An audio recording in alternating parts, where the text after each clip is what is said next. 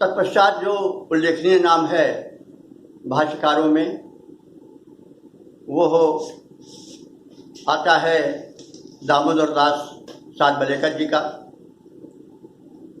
इन्होंने चारों वेदों पर भाष्य तो हम उसको पूरा नहीं कर सकते हैं, क्योंकि उसमें अन्वयपरक शब्दार्थ का ही वैशिष्ट है, लेकिन फिर भी भाष्य है वो। लेकिन शब्दार्थ की ही प्रधानता है, व्याख्या विशिष्ट उसमें उपलब्ध नहीं है। तो इस प्रकार से हम कह सकते हैं कि सातवलेकर जी का काम एक पुष्पकारी विशेष है और भाष्य के विषय में उन्होंने पथ प्रशस्त अवश्य किया, जो कि आगे के भाष्यकारों के लिए एक प्रकाश स्तंभ बना। इसी बीच कुछ प्रेरणा हुई, इसलिए प्रेरणा ही हुई, ऐसे कार्य के लिए प्रेरणा ही कहा जाएगा। मेरे मस्तिष्क में भी आया कि वेद विषय कुछ कार्य किया जाए। मैंने वेद मंत्रों पर कुछ शब्दार्थ, भावार्थ, पद रूपांतरण समेत प्रस्तुति की, तो विद्वानों ने उसकी प्रशंसा की, मेरा मनोबल बढ़ा। मैंने एक वेद विभा नाम की पुस्तक लिखी, उसमें शब्दार्थ और उसका पद रूपांतरण हुआ, जिसे लोगों ने सराहा। इससे मेरा मनोबल और बढ़ा। फिर मैंने प्रारंभ किया पूरे वेद की व्याख्या करने की, भाष्य लिखने की, और कार्य तो बड़ा भारी था, बड़ा गंभीर, दुरूह, और कहा जा सकता है कि थोड़ी देर लिए उबाऊ भी था, क्योंकि अकेले एक व्यक्ति के मान का इतना विशाल साहित्य, उसके भावों को हृदयंगम करना और हृदयंगम करके फिर प्रकाशित करना, और इस तरह से प्रकाशित करना कि सबके समझ में आ जाए, एक कठिन कार्य अवश्य था। लेकिन पूर्व प्रेरक रघुवंश विभूषण जरूर हमें एक ऐसी प्रेरणा मिली कि मैं यह कार्य करूं, और कार्य होता रहा। लेकिन कार्य इतना गुरु था कि कभी कभी मेरा मनोबल टूट जाता था। लेकिन इस अवसर पर विशेष करके मेरे ज्येष्ठ आत्मज मनीष बाबू ने मुझे प्रेरित किया कि नहीं, आप कार्य करिए। वो भी भगवत की इच्छा थी, कार्य होता रहा। इसी बीच में वेद विभाग की पुस्तक चौखंबा प्रतिष्ठान दिल्ली को प्राप्त हुई। उन्होंने स्वतः प्रस्ताव रखा कि अगर आप कहें तो हम वेद का प्रकाशन करें। तो हमने कहा ठीक है, मैं अपने के लिए तो समाज का कार्य है, तो अच्छा है। और उन्होंने सहर्ष स्वीकार किया, और वो प्रकाशन कर रहे हैं चारों वेदों का। ऋग्वेद लगभग 10 खंडों में अब तक बाजार में आ जाता प्रकाशित होकर के, लेकिन कोरोना के कारण कार्य ठप पड़ा है। बहरहाल वे चारों वेदों का प्रकाशन कर रहे हैं। जो मेरे द्वारा भाष्य हुआ है उसमें मंत्र है, उसका शीर्षक है, शब्दार्थ है, फिर भावार्थ है, फिर मंत्र की आत्मा, मंत्र का संदेश पूर्ण अस्पष्ट हो जाए, इसके लिए उसका गीतात्मक या पद्यात्मक भाव विस्तार भी किया गया है, और सरल हो गया है, और सरसता उसमें आ गई है। गीत ऐसे बने हैं कि जैसे समझ पड़ते हैं छायावादी गीत हैं, जैसे तदेव अग्निस्लाते तद वायु तब चंद्रमा, और वही है चंद्र, वही आदित्य, वही किरणों में करता नृत्य, उसी से ज्योतिष सब संसार। ऐसा प्रतीत होता है जैसे कोई छायावादी कविता।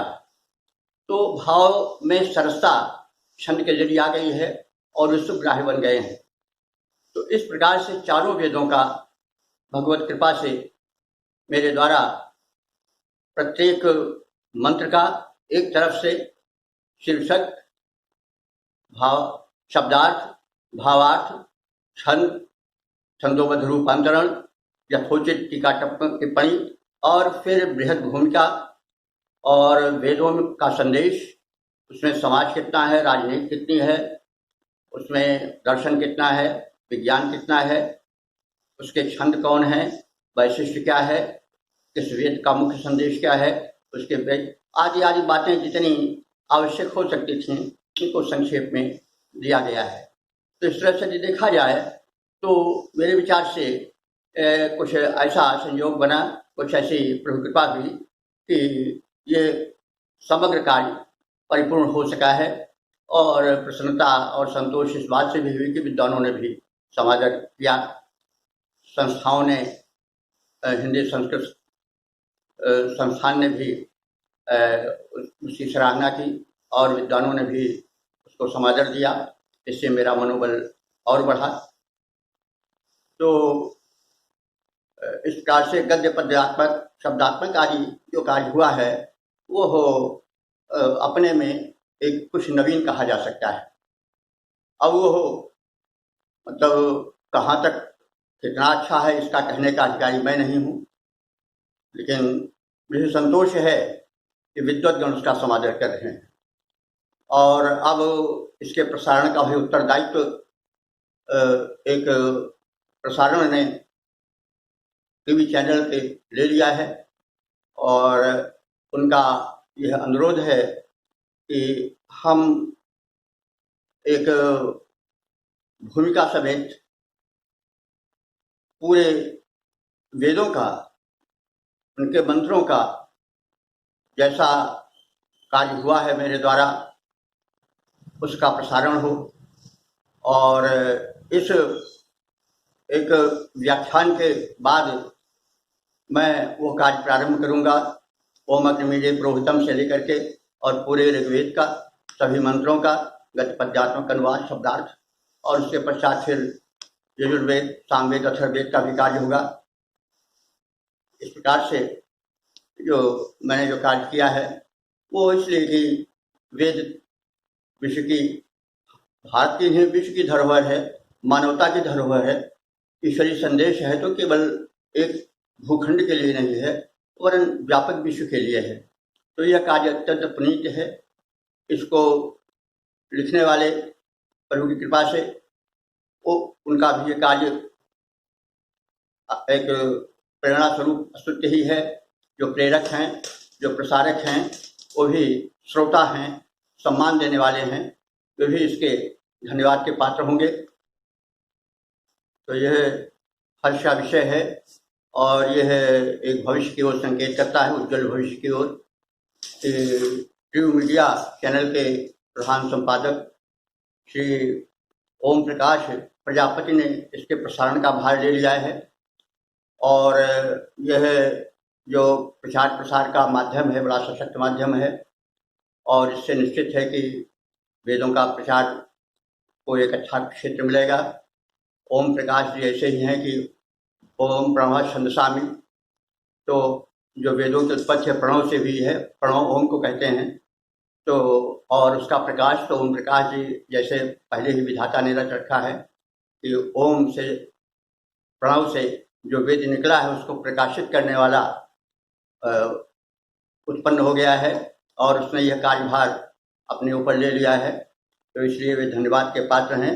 जैसे विधाता ने पहले ही उनको इस कार्य के लिए नियोजित कर दिया है। तो ओम प्रकाश प्रजापति जी प्रजापति हैं, प्रजापति ब्रह्मा को कहता है, ब्रह्मा भी वेद के प्रसारक थे। तो उस परम अंश का जहाँ तहाँ प्रसार होता है और उसके जरिए कार्य होता है। ईश्वर साक्षात नहीं प्रकट होता है, वो किसी न किसी को माध्यम बनाता है, कहीं पर किसी को, कहीं पर किसी को, कहीं पर किसी को। खैर ये एक हर्ष का विषय है। अब मैं ये चाहता हूँ कि कुछ मंत्रों का आप सबके समक्ष प्रस्तुतिकरण करूं। इस संदर्भ में जो मंत्रों का गीतात्मक या पद्यात्मक भाव विस्तार है उसे मैं प्रस्तुत करूंगा। कुछ मंत्रों के, जैसे वेद का जो सबसे महत्वपूर्ण देवता है वो सविता है। सविता सूर्य का ही एक नाम है। सविता पर ही गायत्री मंत्र है और सविता सूर्य का एक रूप है। सविता ही सृष्टि का आधार है, विशेष करके पृथ्वी का, भूमंडल का, और सूर्य से ही धरती का जीवन है। यह वैदिक ऋषि बहुत पहले जान चुके थे। आज काफी विज्ञान मानता है इसको, इसमें कोई दुविधा है ही नहीं। तो वेदों ने सविता के स्वरूप को पहचाना और उससे शक्ति मांगा है। तो सविता सूर्य का वो रूप है जो सूर्य के उदित होते हुए गोले के कुछ पहले का रूप होता है। वो प्रेरक है और सर्जक रूप है उस परम शक्ति का। तो सविता यानी सूर्योदय के पूर्व का जो प्रकाशक रूप है वो बड़ा प्रेरक है और उसके साथ साथ एक ब्रह्मांडीय ऊर्जा वातावरण में घुल जाती है, अमृत बेला बनती है। तो उस अमृत बेला को लाने वाला जगत उत्पादक सविता, जो की महिमा को ऋषियों ने पहचाना। तो वह है यजुर्वेद का मंत्र है, विश्वानि देव सवितर दुरितानि परासु यद भद्रम तन्मयासु। पाप दोष सारे के सारे हे सविता देवता हमारे, कृपया शीघ्र हरो, किंतु कृत्य जो मंगलकारी, जिनमें हित योजना हमारी, पूरी तो उन्हें करो, मंगल भूरि भरो। तो यह है छंद के पद्यात्मक रूप है। इसमें पाप दोष शब्द कहा गया है और मंगल शब्द आया है। तो शरीर में कुछ ऐसी ग्रंथियां हैं जो अमृत का स्राव करती हैं और कुछ ऐसी ग्रंथियां हैं जो विष का स्राव करती हैं। तो जो सकारात्मक विचार हैं, जिसको पुण्य कहा जाता है, उससे अमृत का प्रवाह होता है, शरीर में स्राव होता है और जीवन दीर्घायु पाता है, यश पाता है, महत्ता पाता है, देवत्व पाता है। इसके विपरीत जो नकारात्मक विचार हैं, नेगेटिव थॉट्स हैं, वो पाप है। उनसे जीवन आयुष क्षीण होती है, कुकर्म होता है, मानवता संकट में पड़ जाती है। तो ऋषियों ने उसी सकारात्मक विचार के लिए उस सविता देवता से प्रार्थना की, शक्ति की। वही इस मंत्र में है। आगे का मंत्र ऋग्वेद का है, उसमें भी इसी सकारात्मकता की याचना देवों से की गई है। भद्रम कर्णेभिः शृणुयाम देव, भद्रम पश्येमक्षुभिर्यजत्रा, इष्टैरंगैस्तुष्वास्तुस्तनुर्भिर्विषेम चा देव हितम यदायुः। देवगण कृपा वारि बरसाओ, हमें इस भांति समर्थ बनाओ, हमारे श्रवण सुने शुभ बात, नयन का शुभ दर्शन से नाथ, दोष दर्शन से उन्हें बचाओ। देवगण कृपा वारि बरसाओ, हमें इस भांति समर्थ बनाओ। स्वस्थ हो देह, पुष्ट हो अंग, शक्ति संपन्न बने प्रत्यंग, देव आराधन में संलग्न, आयु पूरी 100 वर्ष दिलाओ। देवगण कृपा वारि बरसाओ, हमें इस भांति समर्थ बनाओ। तो सामर्थ्य व्यक्ति में आ जाए तो उस सामर्थ्य का समझदारी से उपयोग करना चाहिए। समझदारी मतलब हुआ ज्ञान पूर्वक। तो ज्ञान क्या है, इसका विवेचन यजुर्वेद के 40वें अध्याय में किया गया है, जिस मंत्र के सहित उसका पद्यात्मक भाव विस्तार प्रस्तुत हो रहा है। ओम ईशावास्यमिदं सर्वं यत्किंच जगत्तां जगत्, तेन त्यक्तेन भुञ्जीथाः मा वृथः कस्यचित् धनम्। संसार है उसी का जिसने इसे बनाया, सर्वत्र सृष्टि में है सर्वेश ही समाया। वो देखते चराचर जो भी जगत धरा पर, आवास ईश का है यह तथ्य क्यों भुलाया। उपभोग त्याग पूर्वक उसका करो मिला जो, अन्यों की संपदा के फिर हाथ क्यों बढ़ाया, जो ईश ने दिया है केवल वही तुम्हारा। लालच करो न धन की, धन कौन बांध पाया। कस्य धनम, धन कौन बांध पाया। मनुष्य भूल करता है कि परमात्मा की ख्याति जो दी गई है स्वामित्व के रूप में, वो उसकी नहीं है, वो किसी दूसरे की है। उस पर गर्व करना उचित नहीं, या किसी में बढ़ते देख करके ईर्ष्या करना उचित नहीं, क्योंकि वो उसकी नहीं है, मूल में वो उसकी है जिसने दिया है। मनुष्य उसका एक ट्रस्टी, तो यह भावना दी गई है। लेकिन जब मनुष्य सीमा लांघ जाता है तो उसका अहंकार तृष्णा को जन्म देता है। लोभ का बढ़ा हुआ तृष्णा है, वो नहीं होनी चाहिए। इसको ऋषि ने संदेश रूप में दिया है और भौतिकता और उससे जन्म तृष्णा से पीड़ित व्यक्ति हाहाकार को इस मंत्र में व्यक्त किया है। अपाम मध्य तस्वांशम तृष्णा विदज्जतारम मृड़ा सुछत्र मृड़े। जल अथाह में खड़ा रहा पर पड़ा रहा प्यासा का प्यासा। वैभव बढ़ता गया साथ ही बढ़ती गई प्रचंड पिपासा। तृष्णा के इन तरल तरंगों ने कैसा उपहास किया। डाल दुराशा पास गले में सच्चे सुख का नाश किया। पूरी आयु हो गई लेकिन पूरी हुई नहीं अभिलाषा। जल अथाह में खड़ा रहा पर पड़ा रहा प्यासा का प्यासा। वैभव बढ़ता गया साथ ही बढ़ती गई दुरंत पिपाशा। हे सच्चिदानंद जीवन घन निज करुणाकरण बरसाओ। सुख के शीतल शांत सलिल से जन्म जन्म की प्यास बुझाओ। हे सर्वेश्वर स्वामी कर दो मुझ पर रंग कृपा कटाक्ष जरा सा। जल अथाह में खड़ा रहा पर पड़ा रहा प्यासा का प्यासा। वैभव बढ़ता गया साथ ही बढ़ती रही प्रचंड पिपासा। संसार में सदैव सुख नहीं मिलता, कभी दुख भी आता है। मनुष्य को संतुलित रहना चाहिए और उसको प्रभु का वरदान समझना चाहिए। भगवान कभी कभी, वो परम शक्ति कभी कभी दुख को एक भूमिका रूप में प्रस्तुत करती है और दुख के पीछे सुख को प्रकट करती है। जैसा इन्हीं भावों से उत्तम गोस्वामी जी ने भी कहा है कि जो शिशुतन व्रण होई गोसाई। मातु चिराव कठिन की नाई। यदि प्रथम दुख पावी रोई बाल अधीर। व्याधि नाश ही जननी गणे न सो शिशुपीर। वैसे उस परम शक्ति, वो परम शक्ति कभी कभी दुख भी देती, लेकिन उसका दुख सुख की एक भूमिका होता है। सुख के लिए एक कपाट होता है। तो इसलिए ऋषि भी कह रहा है कि भगवान को भूलो नहीं और उसके दोनों रूपों का सत्कार करो, क्योंकि उसका दुख भी, उसकी डांट डपट भी तुम्हारे कल्याण के लिए। तो एतदर्थ मंत्र प्रस्तुत है। नमस्ते विद्युते नमस्ते असनैत्य नमस्ते विद्युते नमस्ते अस्तनय नवे नमस्ते भगवान यतः स्व समीहसे। तुम्हारा जो भी रूप प्रसार सभी से मुझे बराबर प्यार। तुम्हारा जो भी रूप प्रसार सभी से मुझे बराबर प्यार। कभी बन मेघ उमड़ते हो, गगन में घिरे घुमड़ते हो, गरज उठते हो बारंबार। यह गरज वही डांट डपट है, कष्ट है।